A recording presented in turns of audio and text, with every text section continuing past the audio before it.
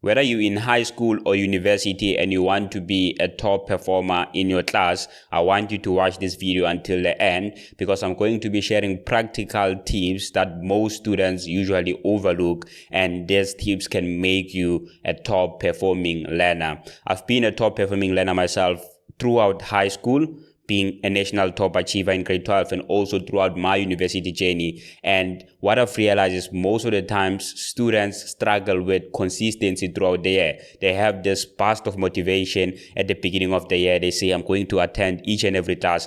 I'm going to submit all my assignments. I'm going to do all my homeworks until the fourth week strikes, or the second month, or the third month, and then all that motivation goes down the drain. So I'm going to be giving you 3 tips that you can implement now in order to make sure that you have a great year and you become a top performer in your class.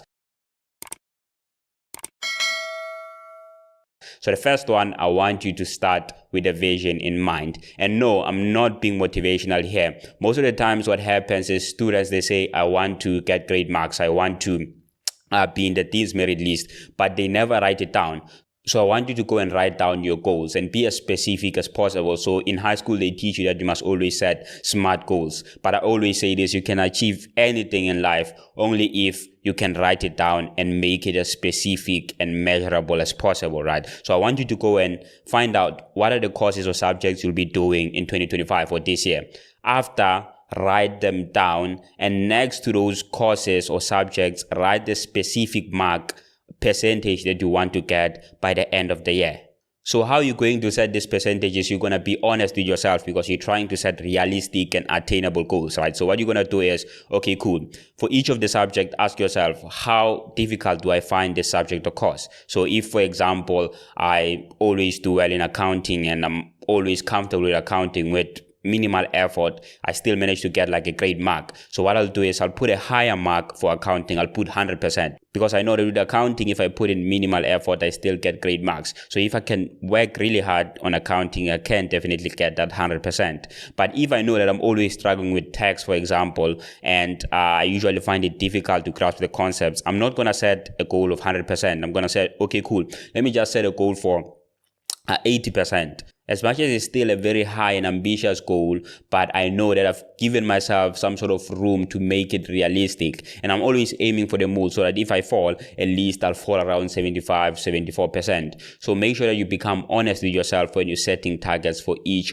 of those subjects or courses. And after setting the targets for each of the courses, I want you to put a total and an average. So most of the time, students will be like, I want to be in the Dean's Merit list, but what percentage do you need to get to be in the Dean's Merit list? So if you know that you must get an average of 80% plus, you set targets for each of the courses and you total them and put an average. And if that average is not at 80%, you must adjust targets for some of those courses and say, okay, cool, accounting, let me take it up a bit, because I know I can achieve a higher mark if I can be serious and work hard. So set a specific and measurable goal, because now you know that for me to be in the Dean's Merit list, I need to get an average of 80% plus. And trust me or not, in high school or university, most of the times, if you get an average of 80% plus, you stand a good chance to be among the top 10 or top 20 in your class.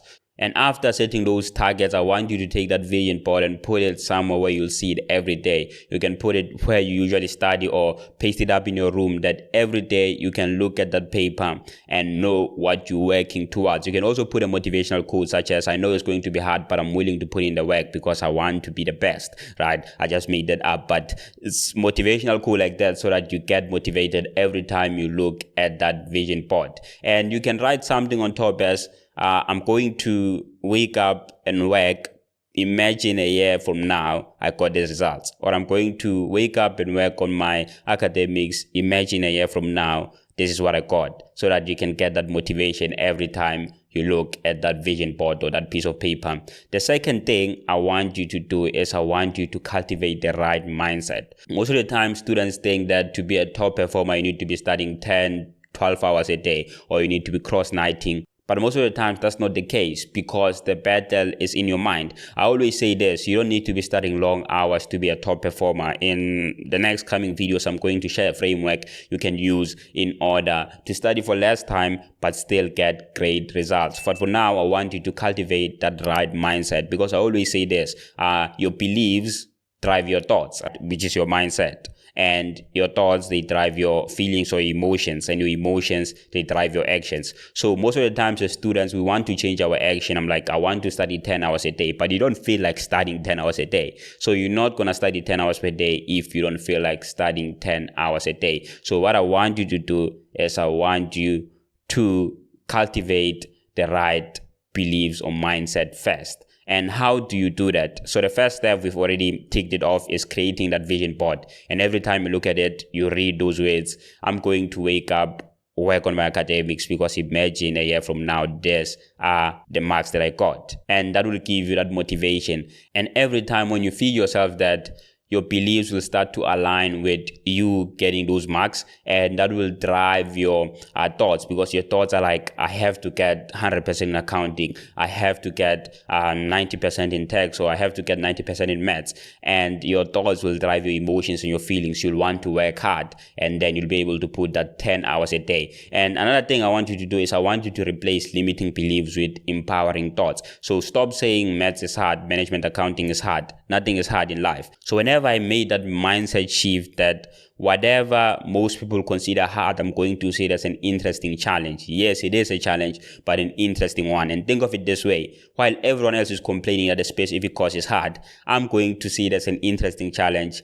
Work hard on it so that I'm the top 1%. And while everyone else is complaining, I'm there smiling and saying this is the most interesting course that has ever been, and I'm in the top 1%. And that's how you beat everyone else. While everyone else is complaining about something, you see it as an interesting challenge and you go out there and do it, and then you become top of the class because everyone else is not willing to put in the work. But if you still saying, yo, maths is hard, your emotions will show that, right? Your feelings will be like, I don't feel like studying because even if I do study, then I won't see the results. So what's the point? And you won't be able to put in even 30 minutes in that course. And if you don't work on that course, you're not going to get the results. So I want you to replace those limiting beliefs with empowering thoughts. So make sure that you work on your mindset first. And how you work on your mindset, you make sure that you have that vision, it's specific and clear, and you replace limiting beliefs with empowering thoughts. Even the circle that you chill with, your friends, you must make sure that whenever they say, yeah, something is hard, no,